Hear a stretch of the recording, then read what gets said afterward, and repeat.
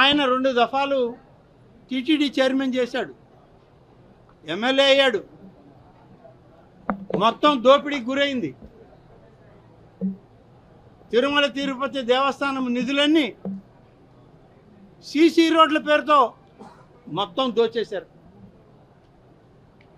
100 కోట్లు తిరుమల తిరుపతి దేవస్థానాన్ని అడ్డం పెట్టుకున్నారు. వీళ్ళు ఇవాళ ప్రభుత్వాన్ని, ఇవాళ పాలకవర్గాన్ని తప్పుపట్టే ప్రయత్నం చేస్తారు. అదేమంటే సవాళ్ళు విసురుతారు. మేము సవాళ్ళు విసిరాం, మీరు రాలేదంటారు. ఏంటి సవాళ్ళు ఏంటి, వచ్చేదేంటి? అక్కడ ఉండేది గోవులు, నోరు లేని జీవాలు. హిందూ ధర్మం ప్రకారం, సనాతన ఆచారాల ప్రకారం గోవు పతి చాలా పవిత్రమైనటువంటి, మన అందరం నిత్యం కొలిచేటువంటి జంతువు గోవు. గోవును పూజించడం అనేది మన ఇంట్లో మన తల్లిని పూజించడం లాంటిది.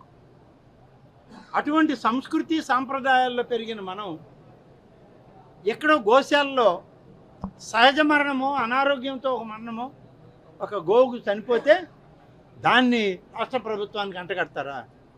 దేవాదాయ శాఖ మంత్రికి అంటగడతారా? లేకుంటే తిరుమల తిరుపతి దేవస్థానం చైర్మన్కి అంటగడతారా? ఏమన్నా బుద్ధి ఉండే పనులేనా వాళ్ళకి? అసలు ఏమైనా విజ్ఞానం, విజ్ఞత హిందూ సమాజం మీద, హిందూ సంప్రదాయాల మీద, సనాతన ధర్మం మీద, వైదిక పాండిత్యం మీద, ఆగమ పండితులు ఇచ్చేటువంటి నిర్వచనాల మీద మీకేమన్నా అవగాహన ఉందా?